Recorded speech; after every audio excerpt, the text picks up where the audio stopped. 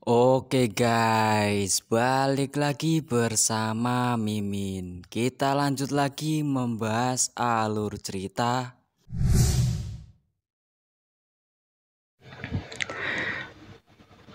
Awal cerita ada sebuah pernikahan, tepatnya di negara Qin Barat. Orang-orang berkata, cepat bawa pengantin prianya kemari. Kita akan kehilangan momen berharga tuan putri nanti kalau terlambat. Terlihatlah MC kita yang sedang dipapah tidak sadarkan diri. Status budak upahan Chu Tianshu. Tundukan pertama untuk surga dan bumi. Chu Tian yang baru sadar mendengar itu berpikir, aku menikah. Seseorang berkata lagi, tundukan kedua untuk tetua. Chu Tian yang mendengar itu berpikir, aku baru saja putus dengan pacarku dan sekarang aku bermimpi sedang menikah. Apakah orang tuaku terlalu khawatir atau akunya yang terlalu kampret? Lalu Chu Tian membuka matanya. Pengantin pria dan wanita saling menunduk. Terlihatlah pengantin wanitanya, Putri Qin Barat Ji Ruxin. Chu Tian yang melihat pengantin wanitanya sangat senang. Apakah dia pengantinku? Cantik sekali. Apakah tahap selanjutnya bercocok tanam? Tapi alangkah terkejutnya setelah mendengar masuk ke dalam makam dan dikubur dengan ikatan perkawinan. Setelah mengetahui itu, Chu Tian seketika berdiri sambil berteriak, apa? Pernikahan Anumerta? Mimpi gila apa ini? Aku masih hidup dan sehat. Sialan kalian semua. Dan pernikahan ini juga. Para wanita yang membantu Chu Tian melihat Chu Tian tiba-tiba berdiri seketika terkejut dan berteriak sambil berlari. Hantu! Ada zombie! Tuan muda Chu telah menjadi zombie. Chu Tian yang tiba-tiba berdiri, tiba-tiba jatuh dan memuncratkan sausnya. Sakit bangke. Sakit? Berarti ini bukan mimpi, ini kenyataan. Apakah aku sekarang pergi ke dunia lain? Apakah hal seperti ini bisa terjadi pada orang biasa sepertiku?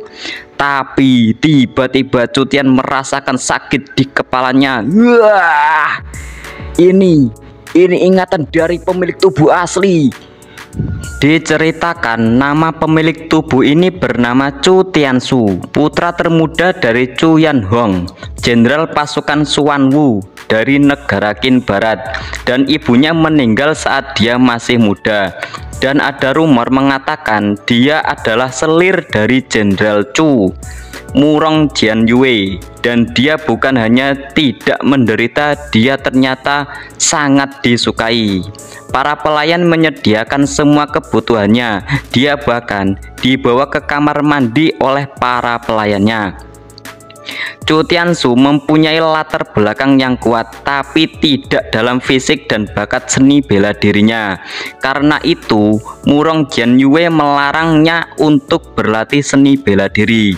Dia tidak punya pilihan selain menyerah dan hanya menghabiskan waktunya dengan anggur dan wanita. Enak dimanja dan mendominasi, menindas semua orang. Dia mulai terkenal karena menjadi generasi kedua yang gagal. Meskipun demikian, kehidupannya belum lama ini Chu Tianshu mati karena suatu penyakit yang tidak diketahui. Dan sekarang aku terlahir kembali sebagai orang bodoh ini. Apakah mereka tidak melihat jika ibu tirinya mempunyai masalah? Dia jelas-jelas menyesatkan putra tirinya dan hasilnya terlihat. Plot ini terlalu terang-terangan dan tidak akan digunakan di drama manapun. Sial, tubuh ini terlalu lemah. Kelihatannya tidak akan bertahan untuk beberapa hari. Terlihat Chu Tian yang sudah sakaratul maut. Terlihat pembantu yang membantu Chu Tian tadi berlari keluar dari aula sambil berteriak, tolong, putra termuda dari Jenderal Chu menjadi zombie. Terlihat dua orang ibu-ibu Kaisar Qin Barat Xiao Moyan dan Ibu tiri Chu Tiansu. Ibu tiri Chu Tian yang mendengar pembantu itu berkata, "Wah, lancang. Kaisar ada di sini. Beraninya kalian mengatakan omong kosong." Lalu pembantu itu bersujud dan berkata, "Yang mulia, tolong ampuni kami. Kami tidak berbohong. Tuan muda Chu telah menjadi zombie atau mungkin dia telah terlahir kembali." Lalu ibu tiri Chu Tian berkata pada wanita sebelahnya, "Su'er, lihatlah situasinya." "Baiklah, Bibi." Terlihat sepupu Murong Jianyue, Murong Sue. Lalu ibu tiri Chu Tian membisikkan sesuatu pada Murong Sue. "Ingatlah, Chu Tiansu tidak boleh hidup." "Bibi tenang saja, saya mengerti." Terlihat Chu Tian yang bersandar di tembok. Chu Tian terkejut, tiba-tiba ada langkah kaki yang masuk menghampirinya. Chu Tian yang melihat siapa yang masuk berkeringat dingin. "Wah, Murong Sue, apakah dia kemari untuk membunuhku?" Meskipun Murong Sue tidak sekuat Murong Jianyue, dia tetap berada di tahap 6 body tempering. Dia menakutkan sekali. Lalu Murong Sue dengan tatapan bengisnya berkata, "Tuan muda, kau terlihat berkeringat. Apakah kau merasa tidak nyaman? Haruskah aku periksa?" Lalu Murong Sue memegang tangan Chu Tian sambil mengalirkan energi ke tubuh Chu Tian. Chu Tian yang melihat tangannya dipegang dan ada rasa sengatan-sengatan listrik di tangannya berteriak, "Wah!" Di pikiran Chu Tian, dunia lain harusnya mempunyai sistem. Mana sistemnya? Terlihat Chu Tian mukanya sudah dilumuri saus. "Wah!" Arus udaranya masuk ke dalam pikiranku. Apakah aku akan mati? Tiba-tiba ada notifikasi mendeteksi ada bahaya mortal dalam host, mengaktifkan sistem Dreams Rapture. Terlihat di atas otak Chu Tian ada sebuah bola mortal yang menyengat otaknya dan energi Dreams Rapture mulai masuk ke bola itu. Notifikasi muncul memberikan hadiah skill tingkat pemula pada host, penglihatan X-ray, dan juga memberikan 1 kali gacha. Chu Tian terkejut, tiba-tiba ada sebuah informasi yang masuk ke dalam pikiran Chu Tian. "Wah, sistem Dreams Rapture, bagaimana cara kerjanya? Kekuatan apa yang dimiliki sistem ini?" Lalu Chu Tian menggunakan skill yang didapatkannya pada Murong Sue. "Wah, apakah ini penglihatan X-ray?" Di penglihatan Chu Tian terlihat Murong Sue yang tubuhnya diselimuti aura biru. Chu Tian yang melihat itu terkejut. "Wah, apa ini? Aku bisa melihat nadi, tulang, bahkan meridian, dan juga tempat lain yang tidak boleh dikatakan." Wah, apa itu guys? Wah, mata tembus pandang ternyata. Api di sekitar tubuhnya pasti aura unik yang dimiliki peseni bela diri. Semakin kuat kekuatannya, semakin kental dan membara apinya. Murong Sue terkejut. "Wah, bagaimana bisa dia tidak mati dengan seranganku? Dengan kekuatanku, dia tidak mungkin bertahan hidup. Apakah aku terlalu lembut? Hai, kalau begitu hanya bisa menggunakan cara ini." Lalu Murong Sue memegang kerah baju Chu Tian dan menariknya. Chu Tian yang melihat Murong Sue memegang kerah bajunya berteriak, "Wah, jangan bergerak, aku bisa melihat semuanya." Dan bruk, terlihat Murong Sue jatuh di bawah Chu Tian.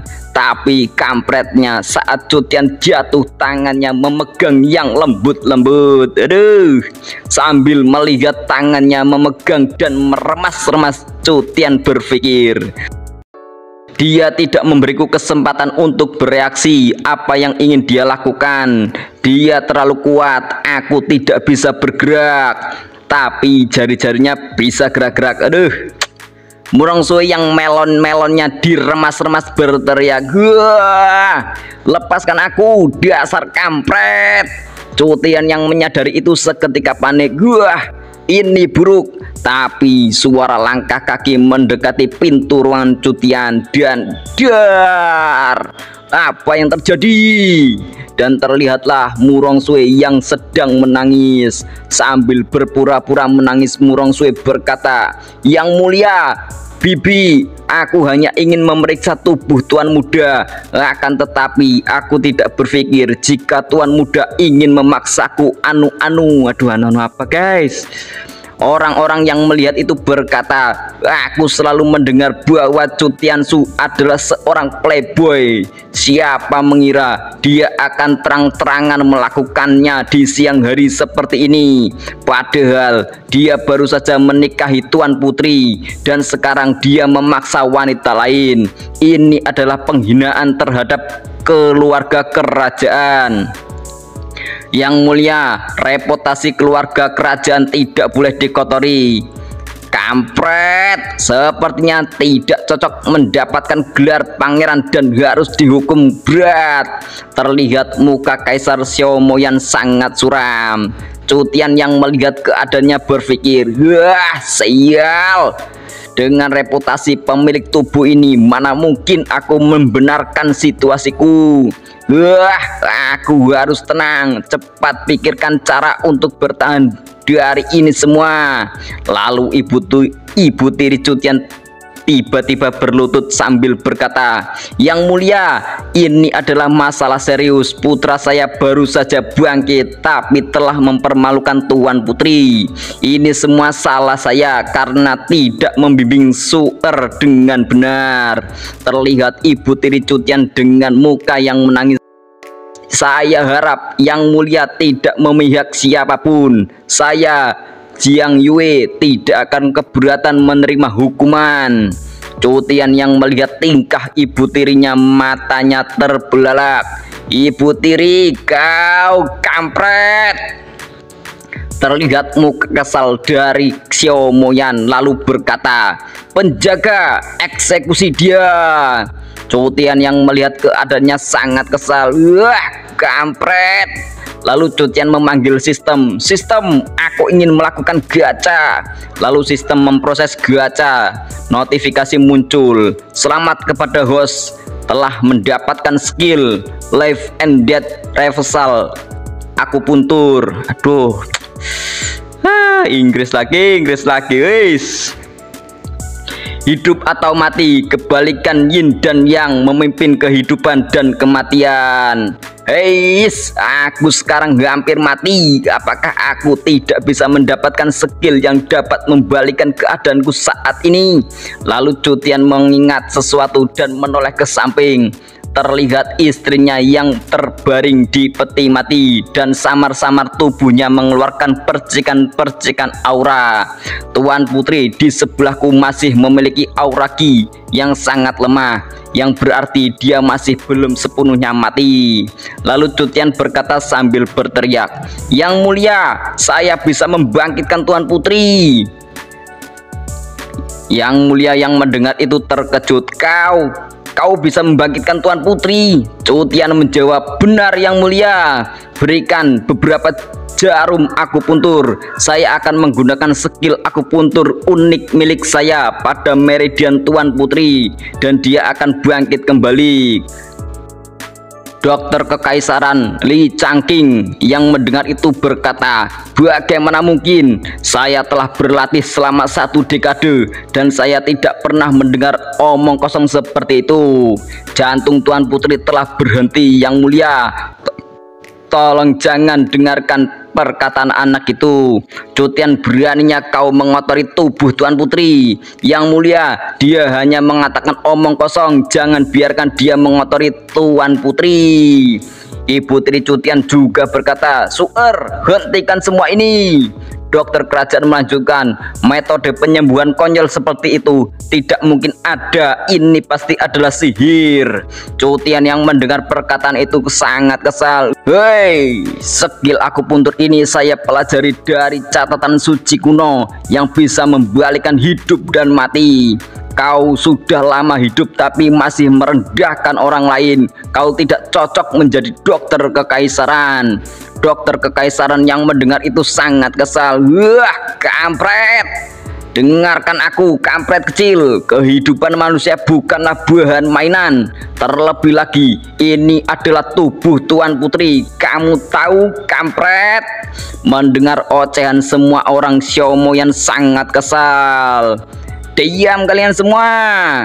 Sambil mengeluarkan auranya, Xiaomoyan berkata, aku tidak peduli perkataanmu benar atau tidak, tapi aku akan memberikanmu satu kesempatan.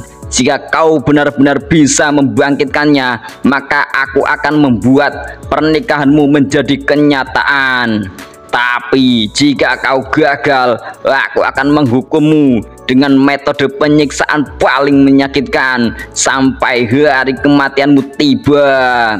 Cutian yang mendengar itu sangat kesal dan berpikir, menyelamatkannya dan hidup, gagal dan mati. Aku tidak punya pilihan, bukan? Seseorang berkata, Yang Mulia, tolong redakan amarah Anda. Malam harinya saat pengobatan, terlihatlah di dalam ruangan ada Yang Mulia, Xiaomoyan, Cutian dan istrinya. Cutian berkata, saya perlu membuka pakaian Tuan Putri Yang Mulia, lalu menggunakan jarumnya. Xiaomoyan yang mendengar itu menjawab dengan muka khawatir, baiklah, fokuslah dengan pengobatan Tuan Putri, aku akan menunggu di luar. Lalu Cutian memberi hormat sambil berpikir, dia tegas dan berpandangan jauh, dia layak menjadi kaisar. Lalu Cutian menoleh ke arah istrinya dan melepaskan bajunya dan guys, hati-hati guys. Lalu Cutian mengambil jarum akupuntur dan 1 jam kemudian di luar ruangan Cutian terlihat semua orang yang berkumpul menunggu Cutian. Dokter kerajaan berkata pada kaisar, Yang Mulia, 1 jam telah berlalu. Kampret ini hanyalah seorang playboy. Apakah dia bisa menyembuhkan Tuan Putri? Bagaimana jika dia tidak bisa? Orang-orang juga berkata, Zhou Tianshu tidak bisa dipercaya. Kaisar yang mendengar ocehan orang-orang hanya diam saja. Murong Sui yang di belakang ibu tirinya Cutian berbisik, Bibi, Zhou Tianshu tidak mempunyai satupun skill, tapi masih ingin menyelamatkan Tuan Putri, dia sudah pasti mati. Lalu bibinya menjawab, meskipun kita tidak berhasil, Yang Mulia tetap akan mengambil nyawanya. Mari nikmati pertunjukan ini. Lalu tidak lama kemudian pintu ruangan Cutian terbuka. Lalu muncullah Cutian sambil ngos-ngosan berkata, Yang Mulia, untunglah saya tidak mengecewakan Anda. Tuan Putri telah bangkit kembali. Silakan masuk dan lihatlah. Mendengar itu, Murong Sui dan bibinya terkejut. Apa? Lalu semua orang segera masuk ke ruangan Cutian. Lalu dokter kekaisaran memeriksa keadaan Tuan Putri dan berkata, aku tahu kampret ini tidak mempunyai skill medis. Dia tidak hanya gagal menyelamatkan Tuan Putri, dia juga telah mencemari mayat Tuan Putri. Orang-orang yang mendengar perkataan dokter kekaisaran sangat marah. Kampret, dia harus dihukum. Pertama, dia mencoba melecehkan wanita, lalu membohongi Yang Mulia, dan sekarang mencemari mayat Tuan Putri. Dia harus segera dihukum. Cutian yang mendengar ocehan orang-orang seketika berteriak kesal, woi, kalian para dokter tidak berguna yang penuh bualan. Murong Sui dan bibinya yang mendengar teriakan orang-orang segera berlari masuk ke dalam ruangan, dan terlihatlah Cutian yang akan mencabut jarum akupuntur yang berada di dahi Tuan Putri, dan cerut, muncratlah cairan saus dari dahi Tuan Putri, dan terlihatlah Tuan Putri yang memuntahkan sausnya. Kaisar yang melihat itu sangat senang, dan dokter kekaisaran yang melihat itu juga kebingungan.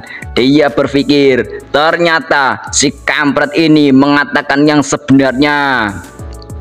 Lalu Cutian mengatakan pada orang-orang, racun dalam tubuh Tuan Putri belum sepenuhnya hilang. Karena itu, saya menggunakan jarum untuk menyegel jiwanya dan perlahan mengeluarkan racunnya. Dia harus bangun dalam 3 hari. Kaisar yang mendengar itu terlihat tubuhnya bergetar sambil memegangi tubuh Tuan Putri. Lalu Cutian sambil menatap tajam berkata, "Dasar kalian para dokter tidak berguna." Sambil menunjuk dokter kekaisaran, Cutian berkata, "Kalian tidak hanya salah mendiagnosis kematian Tuan Putri, kalian bahkan tidak menyadari jika dia masih mempunyai kesadaran dan hampir membuat dia mati." Dokter kekaisaran yang mendengar omelan itu seketika tubuhnya bergetar. "Kau apa? Bukankah kau dari tadi mengoceh? Lebih baik kau pergi dan jangan mengganggu pengobatan Tuan Putri. Kenapa kau ada di sini? Apa gunanya dirimu?" Dokter kekaisaran sambil tubuhnya bergetar berkata, "Yang mulia, saya salah." Lalu kaisar berkata, "Cukup, Tuan Putri telah bangun dan ini sesuatu yang harus dirayakan." Cutiansu dan Tuan Putri telah menyelesaikan upacara pernikahan. Identitasnya sebagai suami tidak akan dibatalkan. "Namun kalian belum dewasa. Kami akan menunda ritual terakhir pernikahan selama 3 tahun dan Cutiansu akan hidup bersama Tuan Putri di istana." Mendengar itu, Cutian sangat lega. Tapi di belakangnya terlihat Murongsue mengeluarkan aura membunuhnya, dan ibu tiri Cutian yang melihat itu sangat kesal. Dia berpikir, "Wah, kampret, bagaimana bisa? Cutiansu tidak mempunyai skill apapun. Bagaimana caranya dia bisa menyelamatkan Tuan Putri? Katanya skillnya dari catatan kuno, pasti dia mendapatkannya hanya karena keberuntungan." Lalu ibu tiri Cutian tiba-tiba berlutut sambil berkata, "Terima kasih Yang Mulia atas kebaikan Anda." Tapi sejak kecil tubuh Cutian sangat lemah, jadi agar tidak menjadi beban istana, saya harap Yang Mulia mengizinkan saya mengirim beberapa pelayan untuk menemaninya dan menyiapkan semua kebutuhannya. Cutian yang mendengar ucapan dari ibu tirinya sangat kesal. Lalu Yang Mulia menjawab, "Jangan khawatir Nyonya Cu, istana mempunyai pelayan untuk menemaninya." Lalu ibu tiri Cutian berkata lagi, "Yang Mulia, saya hanya ingin orang dari militer saja yang menemani dia, karena saya khawatir Suer akan menyebabkan masalah lagi. Jika tidak, Yang Mulia dan Tuan Putri akan menanggung masalah yang disebabkan olehnya lagi. Yang Mulia, tolong dengarkan permintaan saya." Cutian yang mendengar ucapan dari ibu tirinya sangat kesal. "Woi, dasar ibu tiri kampret, kau benar-benar ingin membunuhku dengan berbagai cara ya? Tapi kau sekarang tidak bisa apa-apa, karena sekarang aku sudah menjadi suami Tuan Putri. Dan kau seolah-olah ingin melindungiku. Jadi kaisar tidak mempunyai alasan untuk menolak permintaanmu, dasar kampret." Tapi tiba-tiba kaisar menjawab, "Ini hanyalah masalah biasa. Aku akan menerima permintaanmu." Mendengar itu, seketika Cutian tubuhnya mengering tidak berdaya. Lalu Murongsue dan bibinya berkata, "Terima kasih Yang Mulia." Dari momen ini Cutiansu menyadari sejak awal aku tidak diperbolehkan hidup. Lalu Cutian menghela nafasnya dan menatap tajam, lalu menguatkan tekadnya. "Aku hanya bisa mengandalkan diriku sendiri."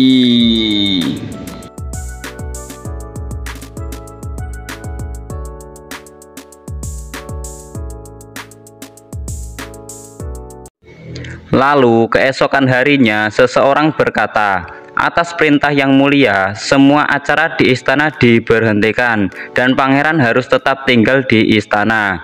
Berpindah di ruangan tempat pengobatan Tuan Putri, terlihatlah Cutian yang sedang duduk kelelahan. Melihat itu, yang mulia berkata, "Apakah kamu baik-baik saja? Kamu kelihatan kelelahan." Lalu Cutian menjawab, "Aku baik-baik saja yang mulia, akan tetapi satu-satunya penyesalanku, aku tidak bisa menyelamatkan sang putri dengan kondisiku saat ini." Yang mulia Xiaomoyan yang mendengar itu kaget. "Apa katamu?" Lalu Cutian melanjutkan, "Tuan Putri masih dalam bahaya, namun selama aku bisa melanjutkan perawatan akupuntur, Tuan Putri masih memiliki harapan untuk sembuh." Mendengar itu, yang mulia Xiaomoyan sangat senang, lalu berkata sambil berteriak, "Apakah itu benar Tuan Putri bisa sembuh? Lalu kapan kamu berencana melanjutkan perawatan Tuan Putri?" Lalu Cutian berkata sambil terlihat kelelahan dan keringat mengucur deras, "Aku sudah melakukan perawatan hari ini. Kita hanya bisa menunggu sampai besok untuk putaran selanjutnya. Saat ini pikiranku sedang gabut dan semua anggota badanku terasa lemas." Di pikiran Cutian, untungnya aku melewatkan salah satu bagian perawatan yang sangat penting, karena hanya dengan melakukan itu aku dapat mengulur lebih banyak waktu untuk bisa bertahan hidup. Tuan Putri adalah satu-satunya harapanku untuk bertahan hidup. Lalu yang mulia Xiaomoyan menoleh ke samping sambil berkata menyuruh Murong Sue, "Bawa Cutian ke tempat tidur untuk memulihkan diri. Aku akan mendapatkan dokter terbaik untuk memberinya perawatan." Murong Sue menjawab, "Baik yang mulia." Yang mulia Xiaomoyan melanjutkan, "Ingatlah, perawatan Tuan Putri adalah yang paling penting dan kita akan membutuhkan dia untuk melaksanakannya." Berpindah di ruangan Cutian, terlihat seseorang dokter yang sedang memeriksa Cutian. Dokter itu berkata, "Menurut pemeriksaanku, dia kehilangan banyak darah dan qi, dan organnya gagal. Aku khawatir dia akan segera mati." Mendengar itu, Murong Sue bertanya, "Dokter, apa tidak ada obat untuknya?" Dokter menjawab, Aku tidak punya apa yang diperlukan saat ini, dan masalah ini tidak ada perawatan biasa yang akan berhasil." Mendengar itu, Murong Sue sangat senang. Lalu yang mulia Xiaomoyan dengan kesal bertanya, "Lalu apa ada pengobatan yang bisa mengobatinya dalam kondisi ini?" Lalu sang dokter menjawab, "Dalam kondisi ini, mungkin pendeta agung akan dapat merawatnya. Namun, dia hanya akan kembali dari perjalanannya setelah beberapa bulan dan kami tidak dapat menghubunginya. Sepertinya kita hanya bisa menyerahkan permaisuri pada nasibnya sendiri sekarang. Jika ada seseorang praktisi roh untuk dapat mengisi kembali sebagian dari kekuatan rohnya, mungkin permaisuri akan dapat hidup beberapa hari lagi nanti." Terlihat Cutian yang terbaring di tempat tidurnya. Yang mulia Xiaomoyan yang melihat Cutian berpikir, seseorang praktisi roh sangat langka, tidak seperti seniman bela diri. Bagaimana bisa begitu mudah menemukannya? "Cutiansu, dari semua orang mengapa hanya kamu yang memiliki metode untuk menyelamatkan Xin Er? Kenapa kamu tidak menggunakan keterampilan akupuntur kebangkitanmu pada dirimu sendiri?" Lalu yang mulia Xiaomoyan berkata, "Baiklah, semua orang harus pergi, tinggalkan pangeran sendiri agar dia beristirahat." Lalu saat mereka berjalan keluar, Cutian membuka matanya dan melirik pepergian mereka. Lalu Cutian memanggil Sistem, "Sistem, bisakah kau keluar cepat dan memberiku pemeriksaan?" "Ding, sedang memindai tubuh tuan rumah. Harap pertahankan keadaan saat ini dan jangan bergerak." Ding, pemindahan menunjukkan tubuh inang dalam keadaan lemah. Perkiraan bisa hidup 7 hari 21 jam 13 menit 15 detik. Mendengar notifikasi itu, Cutian sangat shock dan menangis. Wah, hidupku hanya tersisa 7 hari. Tidak.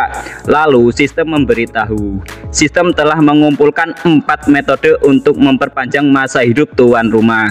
Tuan rumah dapat menukar 5 hari masa hidup untuk bertukar kesempatan memperoleh.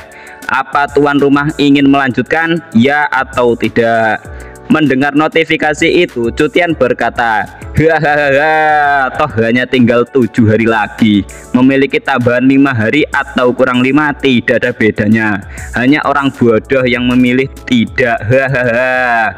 Tapi tiba-tiba ding, tuan rumah telah memilih tidak dan tidak akan menukar 5 hari masa hidup dengan kesempatan untuk memperpanjang hidupnya. Mendengar notifikasi itu, Cutian sangat kesal. Kampret, sistem aktivasi suara ini sama sekali tidak pintar. Aku memilih ya. Ding, jika tuan rumah ingin mengubah pilihan dan 2 hari lagi dari masa hidup diperlukan untuk pertukaran. Apakah Anda ingin melanjutkan? Hahaha, sial, sistem kampret. Lagi pula aku hanya punya setengah hari hidup. Selama aku bisa memperpanjang umurku, tidak ada lagi yang perlu ditakuti. Lalu Cutian menekan tombol yes. Ding, tuan rumah telah bertukar 2 hari masa hidup. Memulai pemilihan metode memperpanjang hidup. Harap pilih dengan hati-hati. Terlihat di depan Cutian ada sebuah pilihan A, B, C, D. A. Untuk mengubah nasibmu, kehilangan kewarasan, memotong joni dirimu sendiri dan berjalan di jalan Buddha. B. Untuk membalikan takdir Anda, top up 10 miliar mata uang dan hidup selama ribuan tahun. C. Berusaha menjadi gelandangan, matikan semua perlawanan, tinggalkan sistem dan membusuk selama bertahun-tahun. D. Berjuang untuk menjadi raja, bekerja keras, bermimpi besar, akhirnya menjadi dewa. Cutian yang melihat itu hanya bisa pasrah. Waduh, apa sistem ini mempermainkanku? Tidak peduli seberapa kelihatannya, pilihannya hanya bisa D. Ding, selamat kepada tuan rumah telah memilih opsi perpanjangan hidup D. Umur 5 hari ditukar, sisa umur 12 jam 2 menit 38 detik. Meminta tuan rumah untuk menutup mata, merilekskan tubuh dan menerima hadiah sistem. Ding, menyambut tuan rumah pada entry pertama Anda ke dalam domain impian. Terlihat Cutian yang masuk ke dalam domain. Ding, memindai awal menunjukkan bahwa kemampuan tuan rumah adalah sampah yang lengkap, khususnya menanam bibit roh di dalam tuan rumah. Sistem berharap tuan rumah sukses berkultivasi dan cepat untuk mencapai kesuksesan. Cutian yang mendengar itu hanya bisa kebingungan dan berpikir, hah, yang perlu aku lakukan hanyalah memasuki kondisi mimpi untuk meningkatkan kultivasiku. Lalu Cutian bertanya pada sistem, apa itu benih roh? Sistem menjawab, di dunia ini individu yang memiliki bibit roh sangat langka, mampu berkultivasi ke tingkat yang jauh lebih tinggi. Penguasaan roh dibagi menjadi beberapa tingkatan, yaitu Spirit Grandmaster, Spirit Master, Spirit Expert, Spirit Practitioner. Setiap tingkatan penguasaan selanjutnya dibagi menjadi 9 level. Tahap ke-9, Body Tempering. Seniman bela diri memiliki kekuatan yang sama dengan Spirit Practitioner. Tingkat ke-9, tuan rumah diminta untuk mengumpulkan 100 kekuatan roh untuk naik ke Spirit Practitioner peringkat pertama dan memperpanjang umur Anda setahun. Mendengar penjelasan itu, Cutian sangat senang. Hahaha, hebat. Siapa sangka bekerja keras berarti bekerja untuk tidur. Menjadi lebih kuat hanya dengan berbaring di sana. Sistem, aku mencintaimu. Hahaha. Murang suwe, tunggu saja sampai aku naik menjadi Spirit Practitioner dan aku tidak perlu takut lagi padamu. Hahaha. Tapi tiba-tiba Murang suwe masuk ke dalam ruangan Cutian. dan terlihatlah Cutian yang masih tidur masuk ke dalam domain impian. Sistem memberitahu, mendeteksi individu yang mendekati tuan rumah. Individu tersebut memiliki niat membunuh, meminta tuan rumah untuk keluar dari domain impian dan bangun. Kegagalan akan mengakibatkan keterbelakangan. Terlihat aura hitam yang ada di tubuh Murongsue. Murongsue berkata, dia cukup pandai berpura-pura tidur. Tiba-tiba Cutian bangun sambil berteriak, "Murongsue, apa kau tidak tahu mengganggu tidur seseorang itu buruk? Kau mungkin dikutuk dengan bandara landasan pacu." Terlihat Cutian tiba-tiba berhenti berkata, karena di depan matanya ada melon yang mantul-mantul. Lalu Murongsue dengan kesal berkata, "Bandara landasan pacu, apa itu?" Lalu dengan muka kampretnya sambil memanjangkan hidungnya di sela-sela dua melon berpikir, kau mungkin tidak akan pernah menjadi landasan pacu bandara seumur hidup ini." Sorry guys, Mimin sebenarnya nggak tahu nih maksudnya landasan pacu. Kalau ada yang tahu coba komen-komen. Lalu Cutian berkata sambil mengusap hidungnya karena mimisan, "Pangeran ini tidak sehat dan perlu istirahat." Murongsue menjawab, "Tapi Nyonya telah menginstruksikan saya untuk menjaga Anda. Jadi saya tentu saja harus tetap di sisi Anda. Terlebih lagi Anda tidak sehat sekarang. Jadi saya harus lebih peduli." Mendengar itu Cutian berpikir, kampret, aku perlu memikirkan cara untuk menyingkirkannya. Jika tidak, aku tidak bisa tidur berkultivasi. Lalu Cutian dengan memasang muka sok perhatian berkata, "Saudari Murongsue, tolong kembali ke kediamanku dan mengambilkanku baju ganti serta uang saku untuk berbelanja. Dan saat kau melakukannya, tolong minta Kyuyu dan Dongyu datang untuk merawatku. Dan juga itu akan menyelamatkanmu dari masalah merawatku sendirian." Lalu Murongsue dengan ketusnya menjawab, "Mereka tidak melakukan pekerjaan dengan baik merawatmu. Setelah kamu tampaknya meninggal, Nyonya marah dan menjualnya ke pedagang." Mendengar itu Cutian berteriak, "Apa? Dijual?" Di pikiran Cutian, si kembar yang menggemaskan dijual. Diceritakan tentang si kembar. Menurut ingatan tuan rumah asli, ada dua pelayan, Kyuyu dan Dongyu. Si kembar telah melayaniku selama 5 tahun dan sangat setia dan penyayang. Dan sekarang keindahan dua pelayan itu dijual. Terlihat si kembar guys, mantul-mantul enggak tuh? "Satu-satunya milikku yang berharga dihancurkan olehmu. Niat untuk membunuhku bukanlah sesuatu yang bisa disembunyikan olehmu." Lalu Cutian berkata pada Murongsue, "Bukankah sekarang aku sudah dihidupkan kembali? Cepat dan beli kembali si kembar." Murongsue menjawab, "Hah? Mereka sudah dijual. Logika seperti apa yang bisa kita gunakan untuk membelinya kembali?" Lalu Murongsue memasang muka psikopatnya. "Selain itu adalah kehidupan seorang pelayan. Itu bukan sesuatu yang mereka bisa putuskan. Lagi pula, kamu akan segera mati. Bukankah lebih baik aku melayanimu sebagai gantinya?" Mendengar itu Cutian dengan muka suramnya berkata, "Memang sangat disayangkan." Lalu Cutian mengulurkan tangannya sambil melanjutkan, "Tubuhku ini lemah. Jika aku tidak bisa memegang jarum dengan benar dan permaisuri marah, bisakah kau menanggung akibatnya?" Sambil merangkul Murongsue dan tangannya memegang yang kenyal-kenyal. "Murongsue, kenapa kamu tidak menghangatkan tempat tidurku?" Murongsue yang melonnya tiba-tiba dipegang oleh Cutian. Seketika ekspresinya kosong dan tiba-tiba matanya dipenuhi urat-urat kemerahan. Dan plak, "Apa yang sedang kamu lakukan, kampret? Lepaskan tanganmu!" Lalu Murongsue berlari menjauhi Cutian. Cutian yang melihat Murongsue melarikan diri berkata, "Saudari Sue, mengapa kamu kesal? Ibu tiri telah mengirimmu ke istana untuk menjagaku. Jadi kamu adalah pelayanku sekarang." Lalu Murongsue dibawa ke kasur oleh Cutian. Kita berdua hanya orang luar di istana. Kita hanya bisa mengandalkan satu sama lain untuk maju. Terlihatlah posisi nungging dari Murongsue. Lalu Murongsue berkata dengan kesal, "Kau kampret! Jangan berpikir bahwa hanya berada di istana aku tidak akan berani memberimu pelajaran. Kewenangan ini diberikan padaku oleh Nyonya." Maksudnya Nyonya itu si ratu, guys. Lalu Cutian mengaktifkan penglihatan X-ray. Di pikiran Cutian berkata, kebencian ini harus dibalas, dan dengan penglihatan ini aku bisa melihat semuanya dengan jelas, apalagi dari sudut ini. Dan plak plak plak, tamparan kasih sayang di pantat Murongsue. Sambil menampar, Cutian berkata, "Hahaha, kenapa kamu tidak pergi ke depan dan memukulku?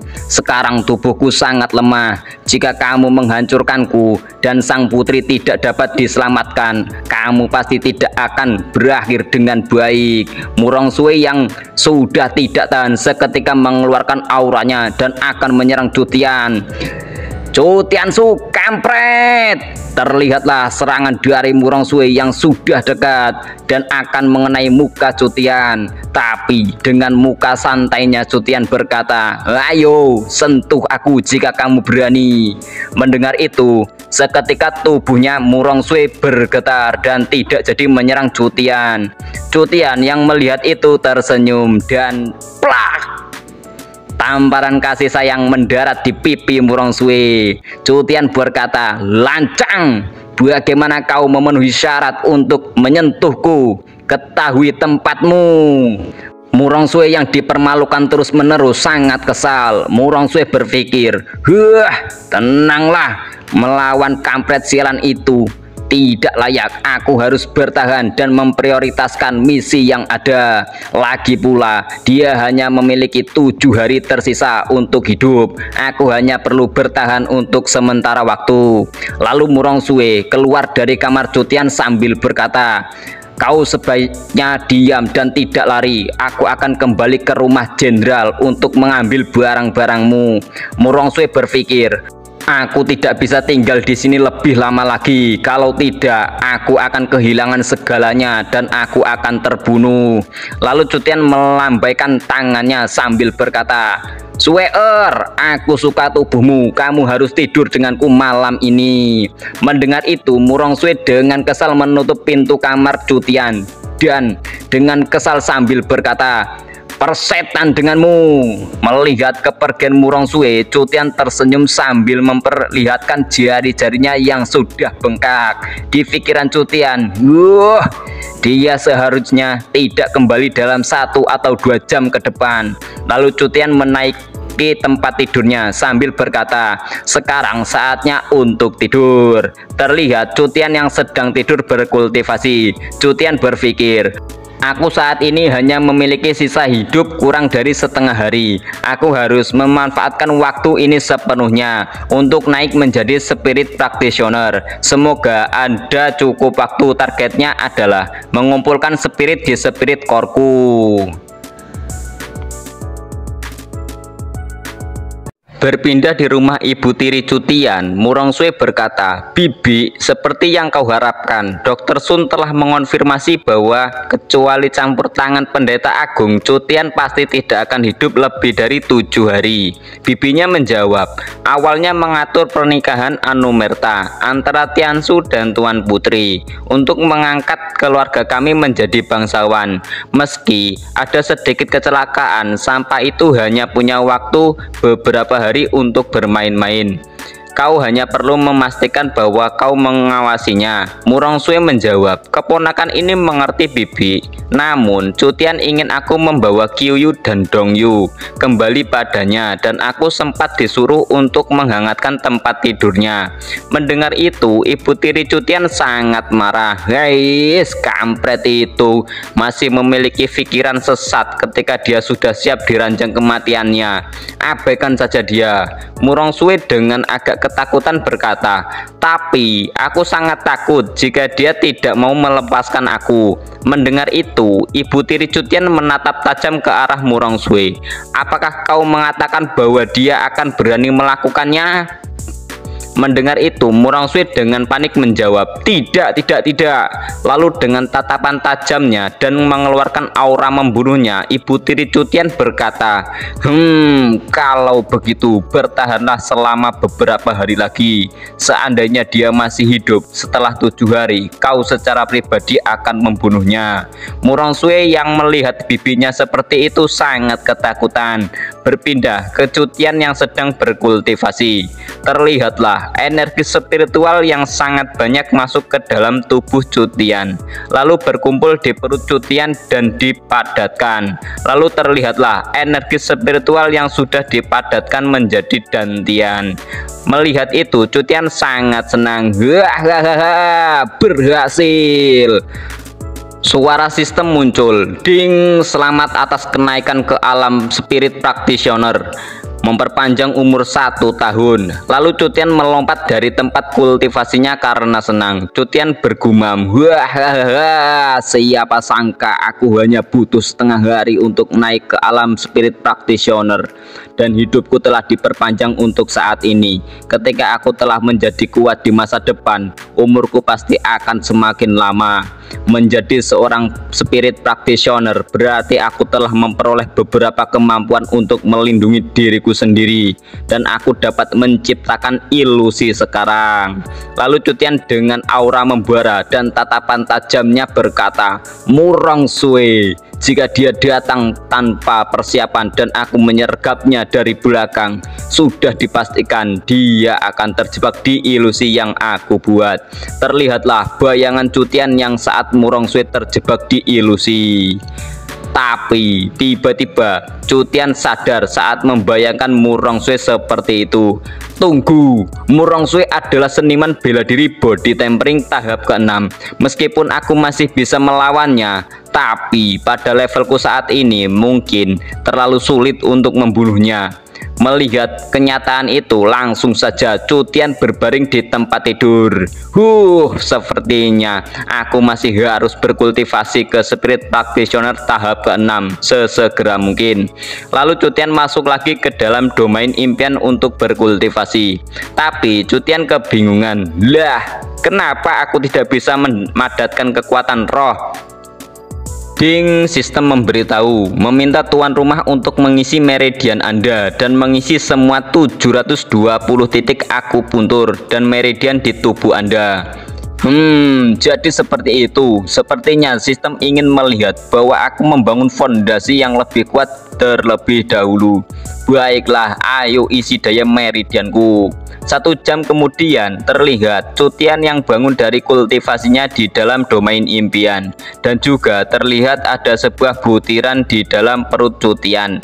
Cutian berkata, tidak bagus kalau seperti ini terus, terlalu lambat. Aku hanya bisa memaksa membuka 1 aku poin dalam 1 jam terakhir, dan sisanya hanya akan semakin sulit.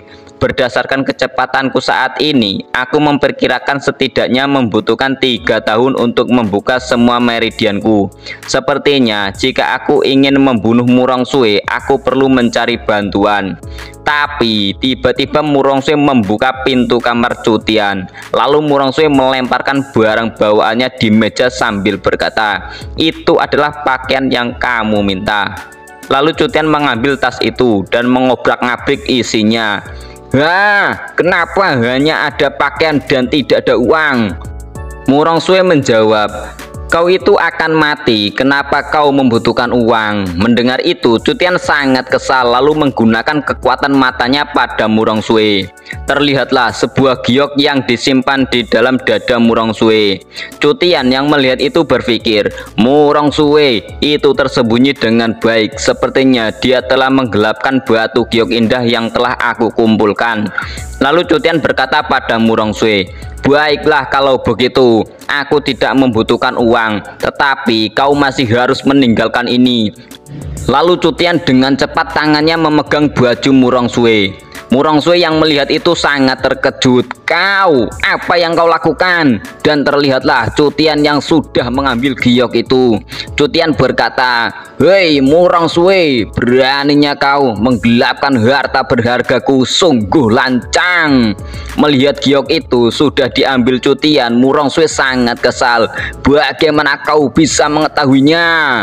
Murongsue berpikir, "Sialan, padahal aku ingin memberikan ini kepada saudara Tianyang, tapi sampai itu benar-benar mengetahuinya." Kembali ke saat Murongsue bersama ibu tiri Cutian, Murongsue meminta uang pada ibu tiri Cutian.